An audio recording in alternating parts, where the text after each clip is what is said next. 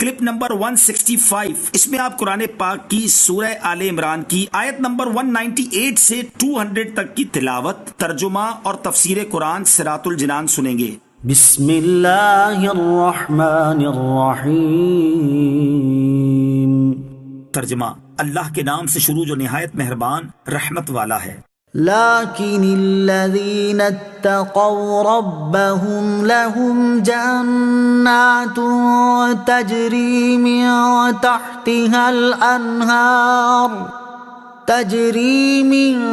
تحتها الانہار خالدین فیہا نزلا من عند اللہ وما عند اللہ خیر للابرار۔ ترجمہ، لیکن وہ لوگ جو اپنے رب سے ڈرتے ہیں ان کے لیے جنتیں ہیں جن کے نیچے نہریں بہہ رہی ہیں، ہمیشہ ان میں رہیں گے۔ یہ اللہ کی طرف سے مہمان نوازی کا سامان ہے، اور جو اللہ کے پاس ہے وہ نیکوں کے لیے بہترین چیز ہے۔ لہم جنات، ان کے لیے جنتیں ہیں۔ کافروں کی دنیاوی، عارضی اور فانی راحت و آرام کے ذکر کے بعد مسلمانوں کے آخرت کے دائمی ابدی راحت و آرام یعنی جنت کا بیان ہو رہا ہے۔ وَإِنَّ مِنْ أَهْلِ الْكِتَابِ لَمَنْ يُؤْمِنُ بِاللَّهِ وَمَا أُنزِلَ إِلَيْكُمْ وَمَا أُنزِلَ إِلَيْهِمْ خَاشِعِينَ لِلَّهِ لَا يَشْتَرُونَ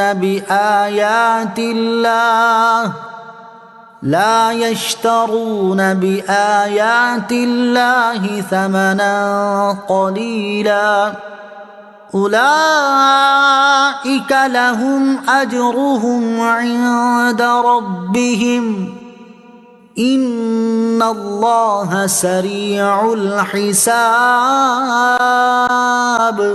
ترجمہ، اور بے شک کچھ اہل کتاب ایسے ہیں جو اللہ پر اور جو تمہاری طرف نازل کیا گیا اس پر اور جو ان کی طرف نازل کیا گیا اس پر اس حال میں ایمان لاتے ہیں کہ ان کے دل اللہ کے حضور جھکے ہوئے ہیں، وہ اللہ کی آیتوں کے بدلے ذلیل قیمت نہیں لیتے۔ یہی وہ لوگ ہیں جن کا ثواب ان کے رب کے پاس ہے، اور اللہ جلد حساب کرنے والا ہے۔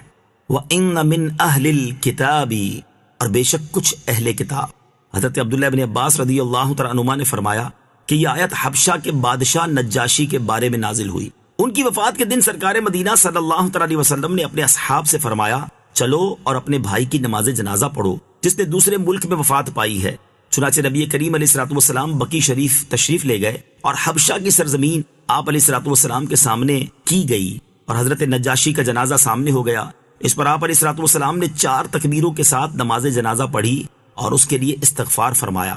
سبحان اللہ، کیا نظر ہے اور کیا شان ہے کہ سرزمین حبشہ مدینہ منورہ میں سامنے پیش کر دی جاتی ہے۔ منافقین نے اس پر اعتراض کیا اور کہا کہ دیکھو، حبشہ کے نصرانی پر نماز پڑھتے ہیں جس کو آپ علیہ الصلوۃ والسلام نے کبھی دیکھا بھی نہیں، اور وہ آپ علیہ الصلوۃ والسلام کے دین پر بھی نہ تھا۔ اس پر اللہ تعالیٰ نے یہ آیت نازل فرمائی، اور ان کی شان میں فرمایا گیا کہ منافق جن کو عیسائی کہہ رہے ہیں حقیقت میں وہ مسلمان ہیں، کیونکہ کچھ اہل کتاب ایسے ہیں جو اللہ عز و جل پر اور پچھلی کتابوں پر ایمان رکھتے ہیں، اور اس کے ساتھ حضور سید المرسلین صلی اللہ تعالیٰ علیہ وسلم پر اور آپ پر نازل ہونے والے قرآن پر ایمان رکھتے ہیں، اور ان کی حالت یہ ہے کہ ان کے دل عاجزی و انکساری اور تواضع و اخلاص کے ساتھ اللہ عز و جل کے حضور جھکے ہوئے ہیں، اور یہودی سرداروں کی طرح وہ اللہ کی آیتیں بیچ کر ذلیل قیمت نہیں لیتے بلکہ سچے دل سے ایمان رکھتے ہیں۔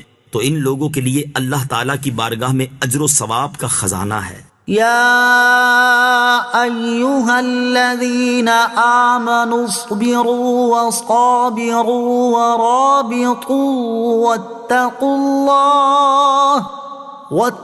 اللہ لعلکم تفلحون۔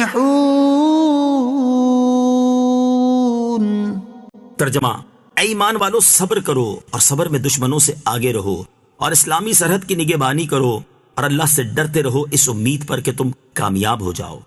اصبروا وصابروا، صبر کرو اور صبر میں دشمنوں سے آگے رہو۔ صبر کا معنی ہے نفس کو اس چیز سے روکنا جو شریعت اور عقل کے تقاضوں کے مطابق نہ ہو، اور مصابرہ کا معنی ہے دوسروں کی ایذا رسانیوں پر صبر کرنا۔ صبر کے تحت اس کی تمام اقسام داخل ہیں، جیسے توحید، عدل، نبوت اور حشر و نشر کی معرفت حاصل کرنے میں نظر و استدلال کی مشقت برداشت کرنے پر صبر کرنا، واجبات اور مستحبات کی ادائیگی کی مشقت پر صبر کرنا، ممنوعات سے بچنے کی مشقت پر صبر کرنا، دنیا کی مصیبتوں اور آفتوں جیسے بیماری، محتاجی، قحط اور خوف وغیرہ پر صبر کرنا، اور مصابرہ میں گھر والوں، پڑوسیوں اور رشتہ داروں کی بد اخلاقی پر صبر کرنا اور برا سلوک کرنے والوں سے بدلہ نہ لینا داخل ہے۔ اسی طرح نیکی کا حکم دینا، برائی سے منع کرنا اور کفار کے ساتھ جہاد کرنا بھی مصابرہ میں داخل ہے۔ ورابطوا، اور اسلامی سرحد کی نگہبانی کرو۔ اس کے دو معنی ہو سکتے ہیں۔ نمبر ایک، سرحد پر اپنے جسموں اور گھوڑوں کو کفار سے جہاد کے لیے تیار رکھو۔ نمبر دو، اللہ تعالیٰ کی اطاعت پر کمر بستہ رہو۔ اسلامی سرحد کی نگہبانی کرنے کے فضائل۔ اسلامی ملک کی سرحد کی حفاظت کے لیے وہاں رکنے کی بہت فضیلت ہے۔ چنانچہ بخاری شریف کی حدیث ہے، حضرت سہل بن سعد ساعدی رضی اللہ تعالیٰ عنہ سے روایت ہے، سرکار دو عالم صلی اللہ تعالیٰ علیہ وسلم نے ارشاد فرمایا، راہ خدا میں ایک دن سرحد کی نگہبانی کرنا دنیا و ما فیہا سے بہتر ہے۔ مسلم شریف کی حدیث حضرت سلمان رضی اللہ تعالیٰ عنہ سے روایت ہے، تاجدار رسالت صلی اللہ تعالیٰ علیہ وسلم نے ارشاد فرمایا، ایک دن اور ایک رات سرحد کی حفاظت کرنا ایک مہینے کے روزوں اور قیام سے بہتر ہے۔